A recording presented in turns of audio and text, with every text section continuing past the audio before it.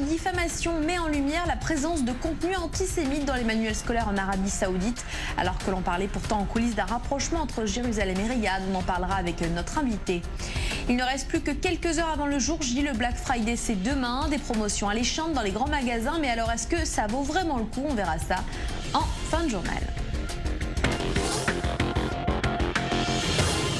Voilà pour le sommaire, bienvenue à tous. La députée israélienne Shuli Moallem, membre du foyer juif, a lancé un appel au président de la Commission des Affaires étrangères et de la Défense de la Knesset, un cri d'alarme et qui fait écho au rapport accablant publié en octobre dernier par le médiateur de l'armée Yitzhak Brik sur la préparation de l'armée en cas d'un nouveau conflit. Elle préconise d'effectuer des visites surprises dans les bases de Tsahal pour confirmer ou infirmer les conclusions de ce rapport. Anna Papiashvili. Effectuer des visites surprises dans les bases de Tsahal, c'est ce que demande le foyer juif par la voix de la députée Shuli Moallem. Elle a fait part ce jeudi de sa préoccupation concernant les éventuelles lacunes de l'armée israélienne en cas de conflit. Ces doléances ont été envoyées au président du comité des affaires étrangères et de la défense au Parlement israélien suite au rapport annuel publié par Yitzhak Brik. Le général de division Yitzhak Brik, médiateur de Tsahal, soulève de graves allégations concernant l'état de préparation et l'aptitude physique dans les services spéciaux, le manque de main-d'œuvre. Et la députée du foyer juif va plus loin. Ce qui est encore plus grave, ce sont les propos d'un officier supérieur de Tsahal qui rapporte consciemment des choses qui ne sont peut-être pas vraies à nous, membres de la Knesset. Je vous invite donc à effectuer une série de visites inopinées dans les différentes bases de Tsahal afin que nous puissions examiner de près ces conclusions. Le major général réserviste Yitzhak Brik affirme dans son rapport que Tsahal était mieux préparé au moment de la guerre de Kippour qu'aujourd'hui. En 1973, Israël avait été surpris par les armées arabes et a subi de lourdes pertes avant de reprendre le dessus. Une situation alarmante pour la députée du foyer juif dirigée par Naftali Bennett. En raison de leur gravité, il est à espérer que ces propos soient incorrects. Autrement, on peut se demander si l'échec d'Israël à mener une opération à grande échelle à Gaza est lié aux défauts qu'il a signalés. Réaction cinglante de l'armée face au rapport Brik publié en octobre dernier. Tsahal affirme que ses conclusions sont inexactes et sans fondement. Et le Premier ministre israélien de renchérir, l'armée d'Israël est au sommet de sa préparation au combat. Alors Mathias, est-ce que cette mesure finalement serait bien utile? Écoutez, déjà, il faut comprendre que l'armée, jusqu'à présent, s'y oppose. Même si elle est assujettie aux décisions de l'État, comme en France, c'est la grande muette. Vous savez, l'armée ne décide pas, l'armée suit les ordres des gouvernants. Cela dit, jusqu'à présent, Gadi Eisenkot a toujours dit qu'il n'avait pas besoin de commission externe au degré de préparation des hommes, tout simplement parce que les faits sont là. Il y a plus de préparation qu'il y a 4 ans, notamment, à la veille de l'opération bordure protectrice, notamment cette décision d'imposer 17 semaines d'entraînement pour 13 semaines de déploiement, l'inverse, pardon, 17 semaines de déploiement pour 13 semaines d'entraînement, ce qui a renforcé considérablement le nombre d'entraînements et le nombre d'exercices militaires. Il a renforcé également le nombre de munitions dont dispose l'armée israélienne dans tous les compartiments, que ce soit l'artillerie ou les simples balles de fusil. Donc pour Gadi Eisenkot, il n'y a pas lieu d'inspecter les bases militaires. Cela dit, on peut se poser la question de savoir aujourd'hui si les propos de cette députée du parti foyer juif n'est pas politique. Parce que Naftali Bennett n'a pas... Il pourrait s'agir d'un règlement de compte en interne. Elle n'a pas reçu. Naftali Bennett voulait le poste de ministre de la Défense. Il a dit vouloir révolutionner le mode de fonctionnement de l'armée israélienne. Il n'a pas le poste et comme par enchantement, ce rapport Brik qui n'était plus à l'ordre du jour depuis quelques semaines revient subitement en première ligne. Et parce que Naftali Bennett n'a pas reçu le poste de ministre de la Défense. Ça, c'est une option. Deuxième option, on sait, Gadi Eisenkot, le chef d'état-major, qui est dans ses derniers mois, va partir en décembre et laissera passera le témoin à Aviv Kochavi, le 22e chef d'état-major, a dit... J'ai l'impression que c'est plus un règlement de compte d'un homme comme Yitzhak Brik. Cela dit, restons prudents toutefois. Le général Brik a plus de 30 ans de carrière. En général, lorsqu'un homme qui a 30 ans de carrière le dit, ne pas tout jeter à la poubelle. On pourrait le croire. Et on pourrait en moins écouter ce qu'il a à dire. Merci Mathias. Donald Trump décide de différer la publication du plan de son gouvernement visant à promouvoir une solution au conflit israélo-palestinien d'ici février 2019. Selon le journal Al-Quds, la décision vise à soulager Benyamin Netanyahou. Ariane Ménage. Il faudra attendre février 2019 pour découvrir le deal du siècle. Selon le journal palestinien Al-Quds, le président américain a décidé de retarder la publication de son plan de paix pour le conflit israélo-palestinien.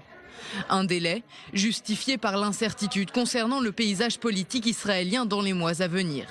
La démission de l'ancien ministre de la Défense, Avigdor Lieberman, a considérablement affaibli la coalition de Benyamin Netanyahou.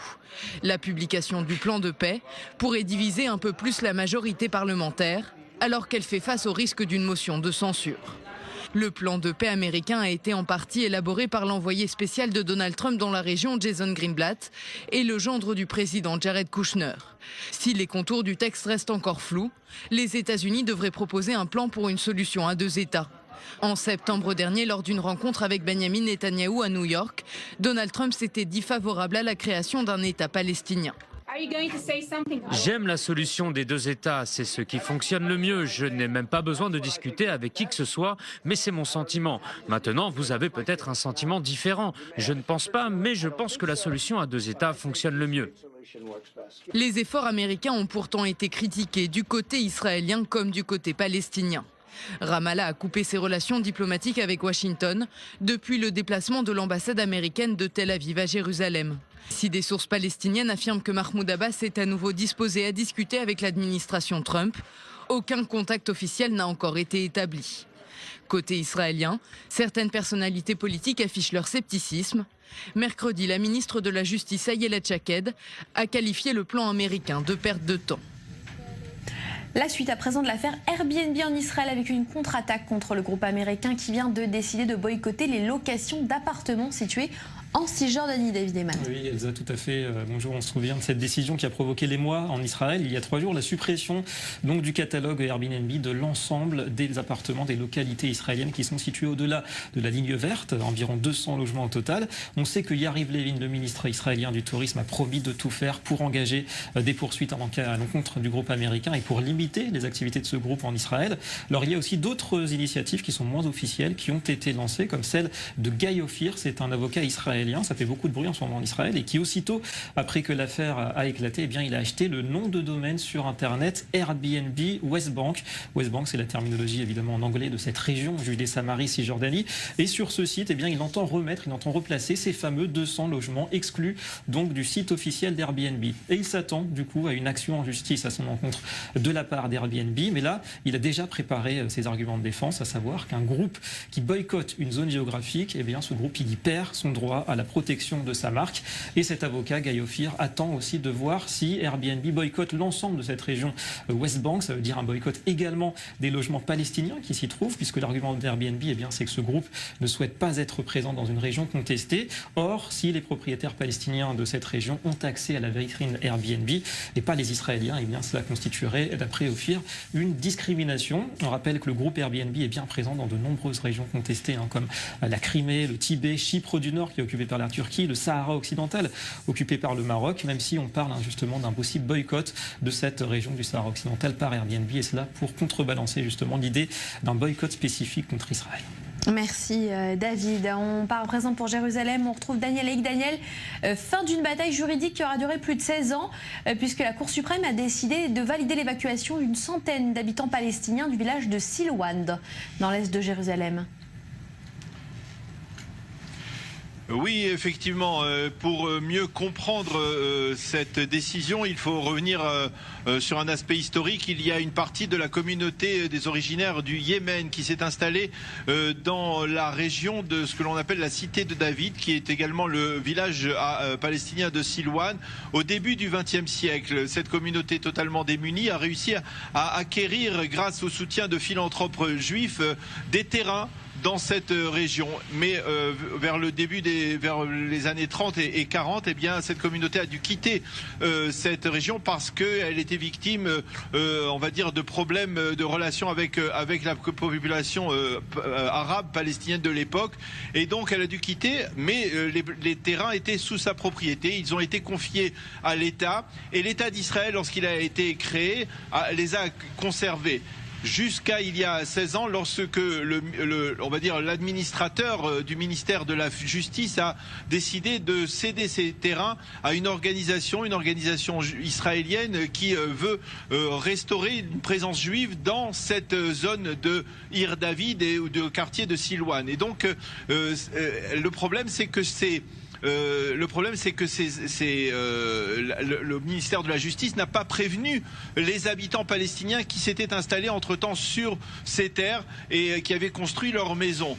C'est la raison pour laquelle ils ont déposé une plainte un recours devant la Cour suprême, et la Cour suprême a décidé de reconnaître le fait qu'ils n'avaient pas été prévenus et que c'était un vice de forme, mais finalement sur le fond, la Cour suprême a validé le fait que la propriété était bel et bien de cette organisation, Ateret Kohanim, et donc quelque part elle a validé le fait que d'ici un délai relativement bref, eh bien ces habitants palestiniens vont devoir quitter cette zone, ces terrains, et les laisser donc à une population israélienne qui devrait s'y installer.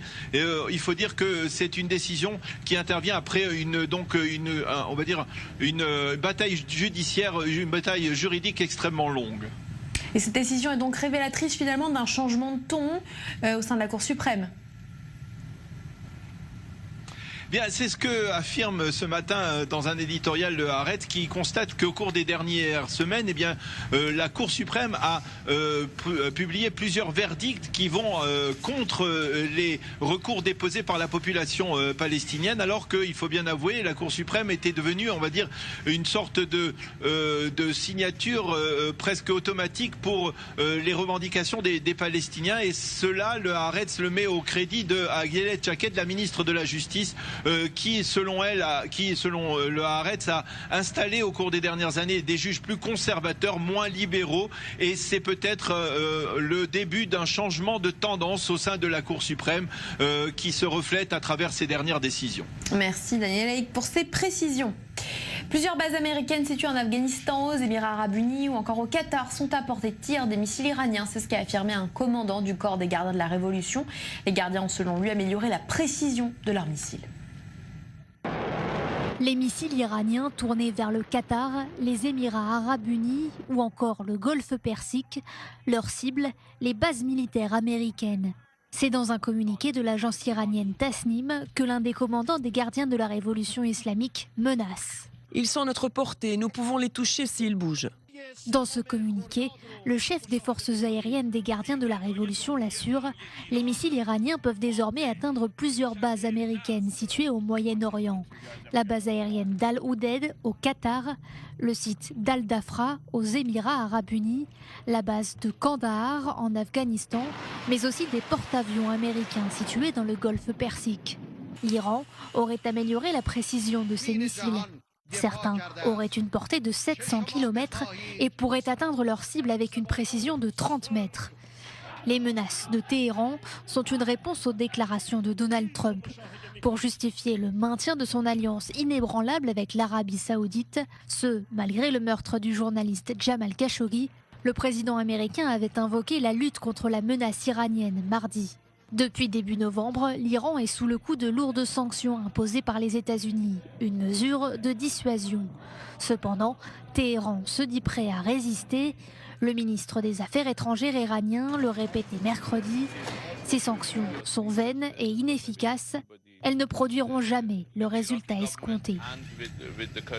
Et puis on en vient à ce rapport accablant de la Ligue anti-diffamation qui met en lumière la présence de contenus antisémites dans les manuels scolaires en Arabie Saoudite. Bonjour Ava Merchi. Bonjour.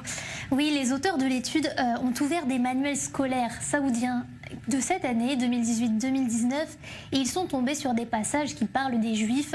Un exemple, par exemple, parmi les effets du sionisme dans le monde islamique, il y a la drogue, les maladies sexuelles et les autres maladies. Toujours sur le sionisme, comme il l'appelle, il est écrit dans ses livres lus par les enfants saoudiens: les buts du sionisme au Moyen-Orient sont la recherche d'une expansion dans la région qui passe par 3 étapes: l'État d'Israël en Palestine, le grand État au Moyen-Orient, puis un gouvernement juif mondial pour contrôler le monde. Alors comment ils y arriveront ? Selon ses livres, par l'argent, par la politique, les femmes, la drogue et les médias. Je vous ai cité quelques extraits là, Elsa, mais tout ça, ce n'est pas nouveau. C'était déjà le cas en 2001, après les attentats du 11 septembre. Ça avait fait scandale à l'époque et on retrouvait exactement ces mêmes phrases qui sont des hadiths, c'est-à-dire la retranscription des paroles du prophète Mahomet. Par exemple, cette phrase: les musulmans tueront les juifs. Après les attentats du 11 septembre, en Arabie Saoudite, là où a grandi Oussama Ben Laden, le royaume saoudien avait promis depuis d'enlever ces phrases des manuels scolaires, mais il les a gardées et on vient de voir le résultat. Alors, ces types de manuels, il faut savoir qu'on n'en trouve pas qu'en Arabie Saoudite. Hein. Oui, par exemple, dans les écoles palestiniennes, à Gaza, dans les territoires palestiniens, c'est vrai on enseigne la haine d'Israël, la haine des Juifs. Ces livres scolaires, ils apprennent aux élèves à être des martyrs. Et ce n'est pas que dans les livres d'histoire, que dans les livres de géographie. Par exemple, en mathématiques, en 2017, on voyait ce problème dans un livre: s'il y a 13 Juifs et que 9 sont tués, combien reste-t-il de Juifs ? On retrouve ce passage qui est assez accablant, et aussi on retrouve des passages antisémites de ce genre en Iran, mais aussi ça peut être aussi de simples manques, par exemple au Maroc, dans ces livres qui peuvent conduire à de l'ignorance, à de l'antisémitisme, ou du moins à un parti pris. Par exemple, dans un manuel scolaire marocain, aucun mot sur la Shoah, sur le génocide des Juifs. Et ça ne changera qu'à la rentrée prochaine, sur ordre du roi du Maroc. Il y a déjà une avancée, merci Ava Mergier. Pour en parler, donc toujours à propos de ce sujet, nous sommes en ligne avec Joël Kotek. Bonjour. Bonjour. Vous êtes professeur à l'Université libre de Bruxelles. Alors, est-ce que vous êtes étonné par ces révélations ou c'est quelque chose de courant finalement ? Non, on n'est absolument pas étonné. C'est malheureusement très courant. L'image du juif et du sioniste est une image extrêmement péjorative dans le monde arabe. Et malheureusement, c'est reflété dans les manuels scolaires, dans les séries télévisées, etc., dans la presse. Donc malheureusement, rien de nouveau sous le soleil. Et ça explique donc l'antisémitisme ambiant que l'on connaît dans le monde arabe. Ça vient justement donc par l'éducation, par l'école, où on apprend depuis tout jeune à détester les juifs. Oui, c'est-à-dire qu'il y a une sorte de culture antisémite et de peur aussi du juif. Donc, c'est-à-dire qu'il y a un nouvel antisémitisme. C'est-à-dire qu'il faut quand même différencier l'antijudaïsme de l'antisémitisme. Et aujourd'hui, la figure du juif est la figure de la modernité et de ce qui est mauvais. Et donc les effets de la modernité, c'est quoi ? C'est pour eux, c'est la drogue, l'homosexualité, l'émancipation des femmes. Et donc comme à la fin du XIXe siècle en France, c'est le juif qui concentre en quelque sorte cette modernité-là. De quoi les juifs sont-ils responsables ? Mais de la transformation de la société d'Ancien Régime, où il y a un certain nombre de piliers très importants, comme la religion, qui est en train de s'effriter. Et tout ça, c'est une sorte de complot juif destiné à miner les sociétés arabes. Alors, on parle de rapprochement en coulisses entre Jérusalem et Riyad. Est-ce que cela pourrait à terme inverser la tendance de ce phénomène, ou c'est ici qu'intervient la différence, comme vous l'avez dit, entre antijudaïsme et antisémite ? Alors, il faudrait, effectivement, ça devrait être un effet. Alors, on peut être un tout petit peu pessimiste quand même, parce qu'il y a quand même une paix froide entre l'Égypte et Israël, et pourtant, les manuels scolaires ou bien les séries télévisées sont toujours très péjoratives en ce qui concerne les juifs, c'est-à-dire la représentation du juif dans la presse égyptienne, dans la caricature égyptienne, et on peut le dire antisémite, c'est-à-dire le mythe du juif ou du sioniste tueur d'enfants est présent pratiquement tous les jours. Ce qu'on peut espérer, c'est une inflexion, effectivement, et que peut-être un jour le monde arabe guérisse de cette psychose qu'est l'antisémitisme. C'est pas évident de guérir une psychose. Merci Joël Kotek pour ces explications. Et après 2 ans de travaux, la Maison Anne Frank, l'un des musées les plus visités d'Amsterdam, rouvre totalement ses portes avec des espaces éducatifs supplémentaires. L'accent est mis sur la pédagogie. C'est ici qu'Anne Frank s'est cachée des nazis. Ici qu'elle a écrit son fameux journal. Transformée en musée, la maison d'Anne Frank a ouvert ses portes en 1960. Elle vient d'être entièrement rénovée. Objectif, mieux raconter l'histoire de l'adolescente juive déportée vers les camps d'extermination, en visant une nouvelle génération peu informée et sensibilisée à l'horreur de la Shoah. Une exposition élargie pour relater les persécutions dont sont victimes les Juifs pendant la guerre. Nous avons utilisé l'histoire de la famille d'Anne Frank comme une sorte d'ouverture sur une histoire plus vaste. L'histoire d'Amsterdam pendant les années 40, pendant la guerre, l'histoire des Pays-Bas et bien sûr l'histoire européenne, parce que toute l'Europe a été affectée par le régime nazi. Cette carte en est un bel exemple. On y voit les photos des Juifs qui se cachaient. Nouveaux espaces, accent sur la pédagogie avec un audio-guide pour lier les extraits du journal d'Anne Frank à son histoire, mais aussi sur l'authenticité. Nous tenions à préserver l'authenticité de la maison. Je pense que le vide est probablement la caractéristique la plus importante de la maison d'Anne Frank. Bien sûr, nous n'avons pas changé sa cachette. La pièce qui est la plus importante, là où Anne Frank se cachait, où elle a écrit son journal. La maison d'Anne Frank attire plus d'1 million de visiteurs chaque année. Elle était en travaux depuis 2 ans. Donald Trump dénonce l'existence d'une justice politisée aux États-Unis, engageant ainsi une polémique extraordinaire avec le président de la Cour suprême, John Roberts. Ariane Ménage. C'est un échange inédit aux États-Unis. Trêve politique de Thanksgiving mise de côté, Donald Trump s'engage dans une passe d'armes avec le président de la Cour suprême, la plus haute juridiction américaine.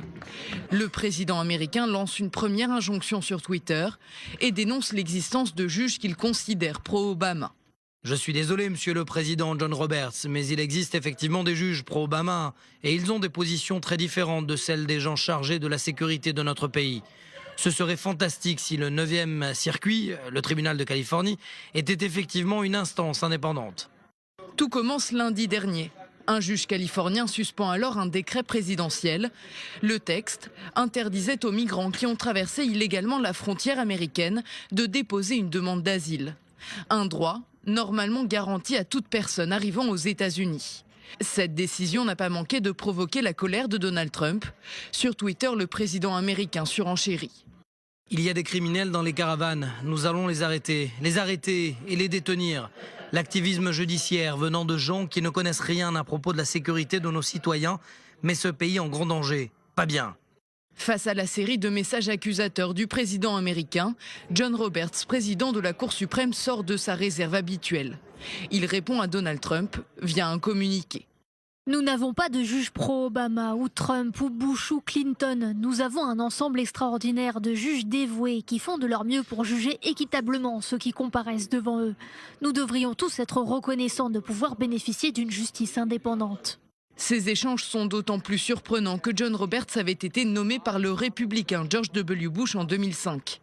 Il préside une Cour suprême désormais majoritairement conservatrice depuis l'annonce de la nomination de 2 nouveaux juges par Donald Trump. Il ne reste plus que quelques heures avant le jour J, le Black Friday c'est demain, mais pour ceux qui ne savent pas ce que c'est, Sandy Fortis, vous êtes là pour l'expliquer. Eh bien oui Elsa, le Black Friday ou Vendredi Noir, cette journée de promotion folle dans les magasins. Les boutiques baissent leurs prix pour attirer les clients le temps d'une journée. Enfin, à l'origine, c'était pour une journée. Maintenant, ces soldes s'étendent sur plusieurs jours, voire jusqu'à une semaine. Et elles se poursuivent même jusqu'au Cyber Monday. C'est la même chose, mais en ligne. Et c'est une tradition qui nous vient des États-Unis. Le Black Friday a lieu tous les ans, au lendemain de Thanksgiving.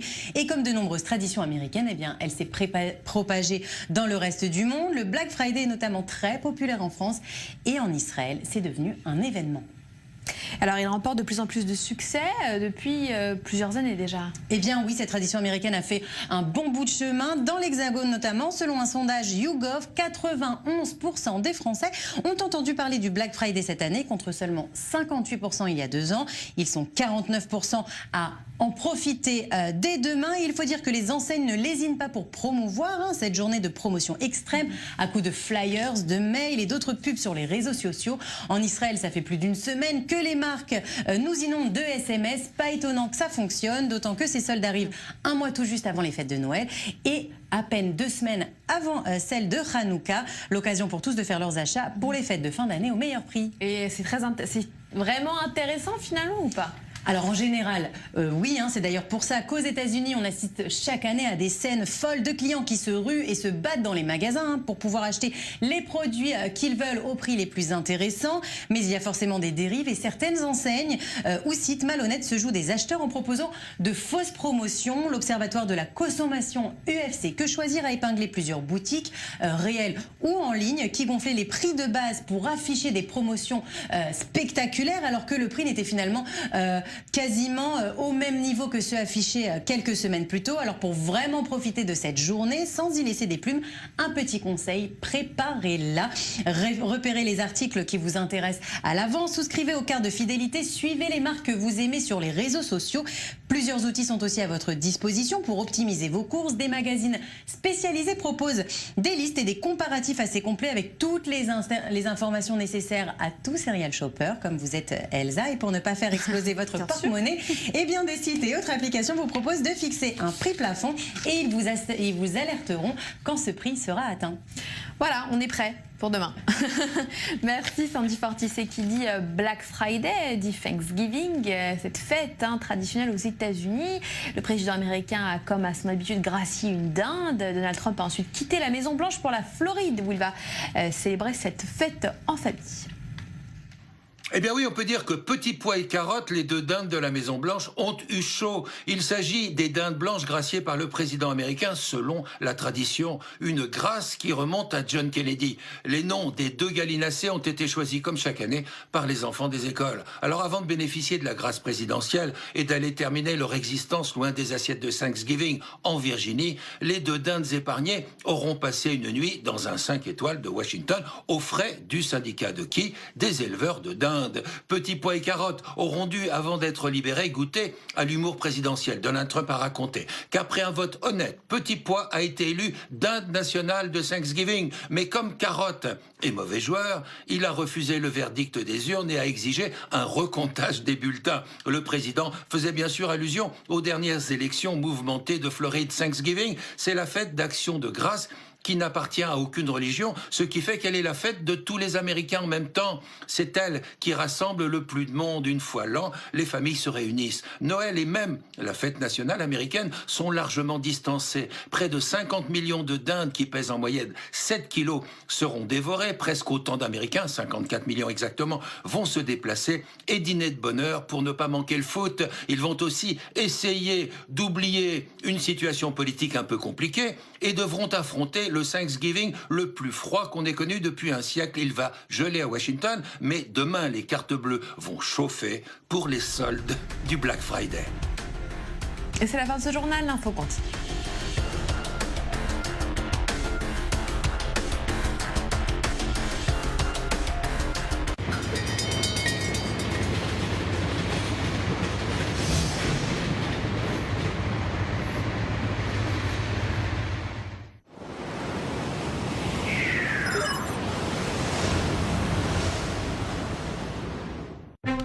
Une information sérieuse mais aussi divertissante, le décryptage de l'actualité évidente mais aussi celle qu'il faut lire entre les lignes.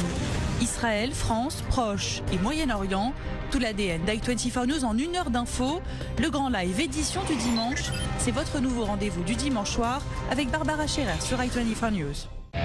Ils sont des ambassadeurs reconnus du monde diplomatique, politico-économique. Chaque semaine, ils analysent l'actualité de la planète et ses grandes questions. Plongez avec eux dans une discussion à cœur ouvert. 2 thèmes, 4 ambassadeurs et une voix. Léa Landman, c'est tous les mardis dans Les Ambassadeurs sur i24 News. The Middle East, cradle of civilization, epicenter of the major crises and conflicts that affect our world today. i24 News is a witness. Our journalists live and breathe there every day. Get all the latest from our studios in Tel Aviv, New York, Washington, and Paris. As news happens where it happens. i24 News. See beyond.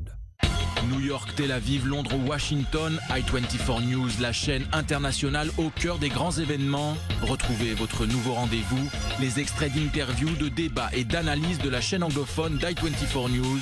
Les meilleurs moments en langue anglaise, c'est tous les dimanches à 15h30 sur i24 News.